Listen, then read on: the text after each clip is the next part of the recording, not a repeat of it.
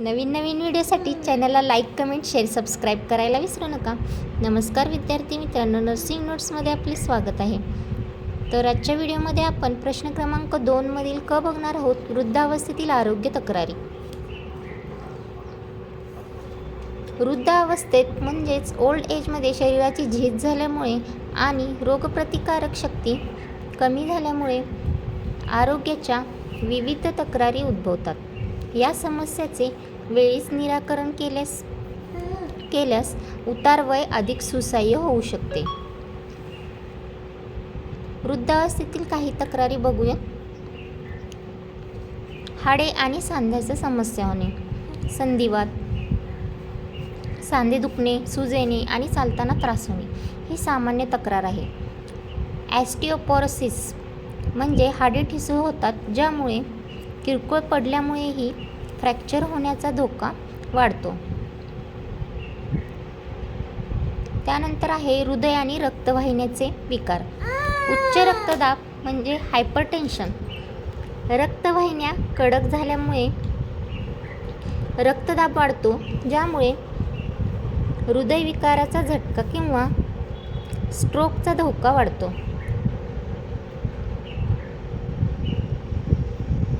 हृदयविकार,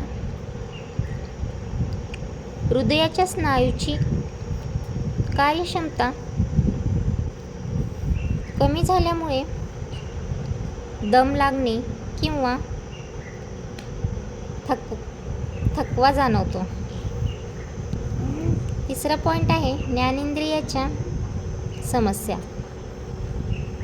दृष्टिदोष, यामध्ये मोतीबिंदू होणे किंवा काचबिंदू झाल्यामुळे दृष्टी कमी होणे. श्रवण दोष, ऐकण्याची क्षमता कमी होणे.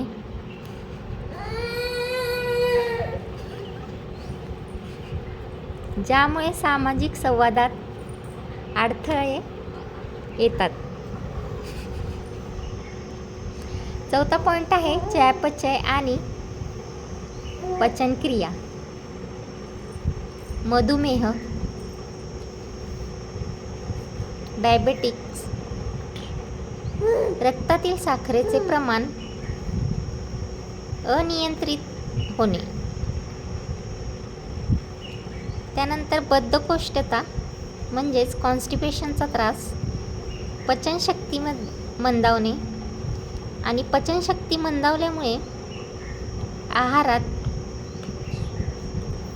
फायबरच्या कमतरतेमुळे ही समस्या उद्भवते. पाचवा पॉईंट आहे मानसिक आणि मज्जासंस्थेचे विकार. स्मृतिभ्रंश म्हणजे डेमेन्शिया आणि अल्झायमर्स. त्यात गोष्टी लक्षात न राहणे किंवा गोंधळून जाणे. उदासीनता म्हणजेच डिप्रेशन, एकटेपणा, शारीरिक व्याधी किंवा निवृत्तीनंतरच्या बदलामुळे मानसिक आरोग्य खालावते. निद्रानाश,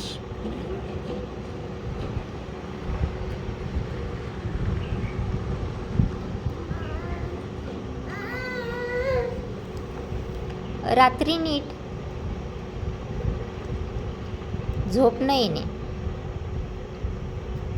सहावा पॉईंट आहे इतर समस्या. याच्यामध्ये लघवीवर नियंत्रण नसणे,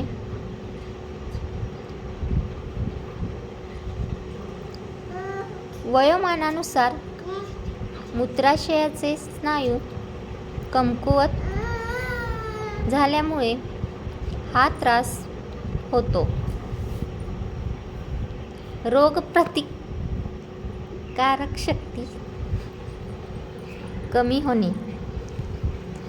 संसर्गजन्य आजार, उदाहरणार्थ निमोनिया, फ्लू, लवकर होणे.